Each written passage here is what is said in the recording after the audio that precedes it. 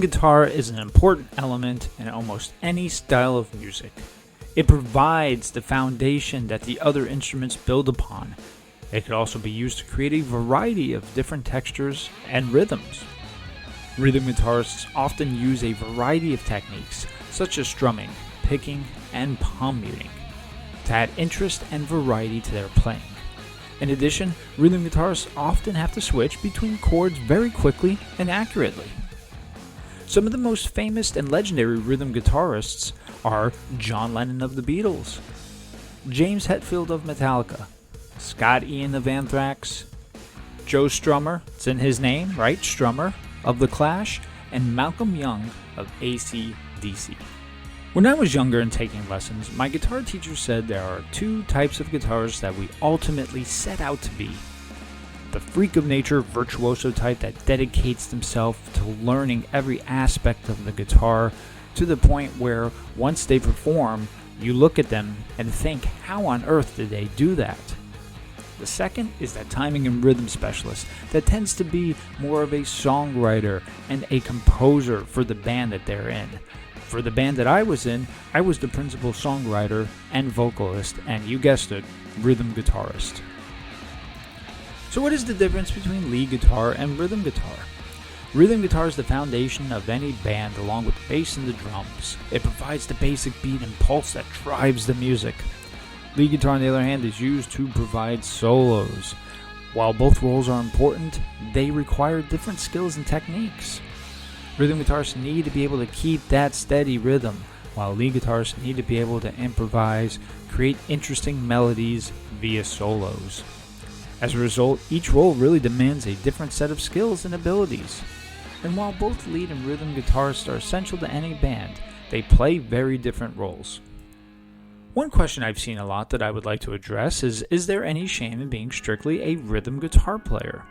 You know, I struggled with this for years when I was in the band, and the answer is no. There's a lot to be said for being a rhythm guitar player. For one thing, it's a vital role in any band. Without a strong rhythm section, the whole thing just falls apart. The only downside is that lead guitarists will get the accolades. However, in bands that typically have two guitars, the rhythm guitarist is typically the singer and the songwriter, so there's something to be said for both. Rhythm guitar players are an essential part of any band, and without their steady beat, the music, of course, will fall apart quickly. They're the unsung heroes of the music world, and their contribution should not be underestimated. As a result, there is no shame in being a rhythm guitarist. In fact, it is something to be very proud of. So does a rhythm guitarist actually play solos? Some rhythm guitarists may occasionally play a fill or a lead riff during a song. Fills are usually brief passages that help transition between sections of a song. Lead riffs are more extended solos that are often played over the top of the main chord progression. Ultimately, whether or not a rhythm guitarist plays solos is up to the individual musician and the style of music that's being performed.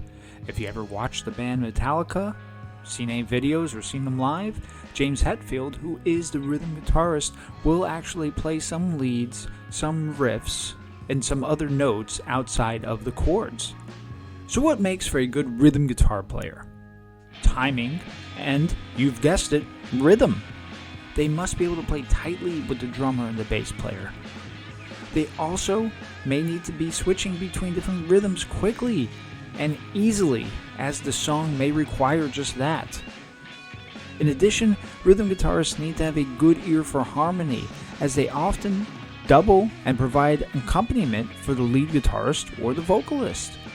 A good sense of dynamics is also important, as too much or too little volume can throw off the whole band.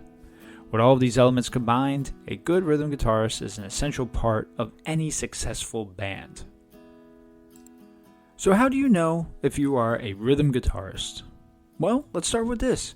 What do you enjoy playing more? Solos or guitar chords?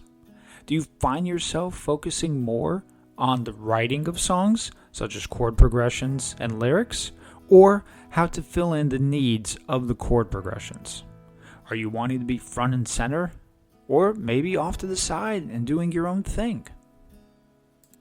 So, if I was a rhythm guitarist in a band, what would I be looking for in a guitar that could fulfill this need.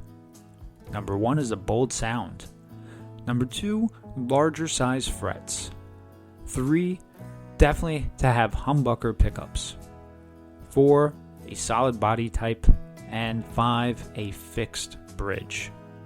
With that said, the recommendations I would have for guitars would be a Les Paul, either from Gibson or Epiphone, the Fender Telecaster, the Squier Jazzmaster, the Ibanez Artcore. Now keep in mind this is a semi-hollow body guitar, but it does offer a full sound. The ESP LTD would then be my final recommendation. If you're interested in finding out more about these, I will provide links in the description below.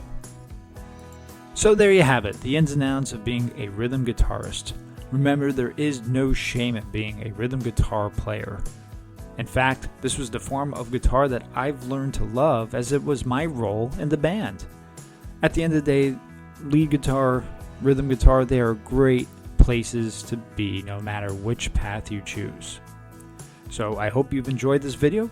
Remember to subscribe to our mailing list, and we'll keep you up to date with all the latest news in the music world.